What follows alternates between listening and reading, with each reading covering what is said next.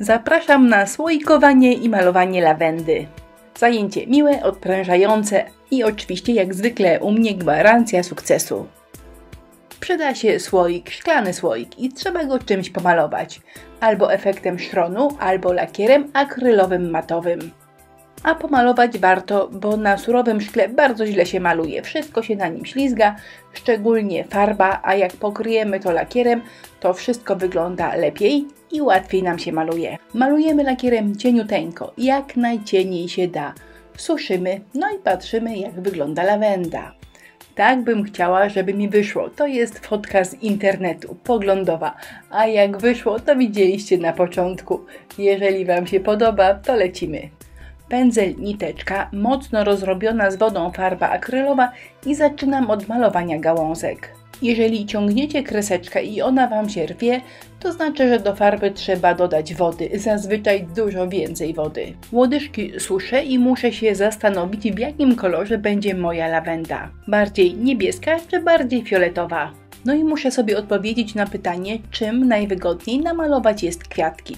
Próbowałam pędzlem i wychodziło jako tako. I okazało się, że najwygodniejsze jest dłutko kulkowe. Jeżeli chodzi o samo malowanie, to farb nie mieszamy dokładnie i warto, żeby pomieszać 2, 3, a nawet 4 kolory.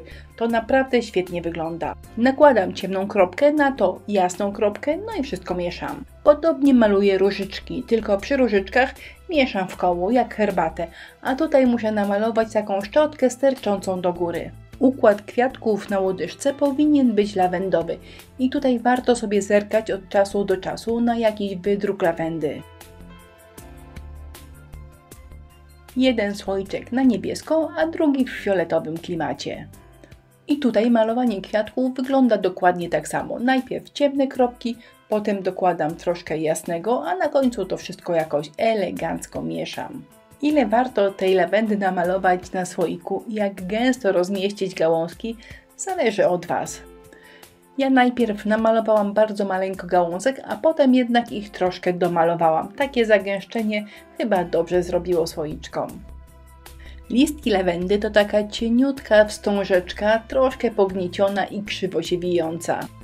Wzięłam cieniutki pędzelek i pomyślałam, jak wyjdzie, tak wyjdzie. Pomieszałam 3 kolory, czyli zielony, szary i biały, żeby listki wyglądały ciekawiej. Sprawdzałam tylko na wydruku z internetu, w którym miejscu listki są przytwierdzone do łodyżki. Praca miła, łatwa, przyjemna na jedno weekendowe popołudnie.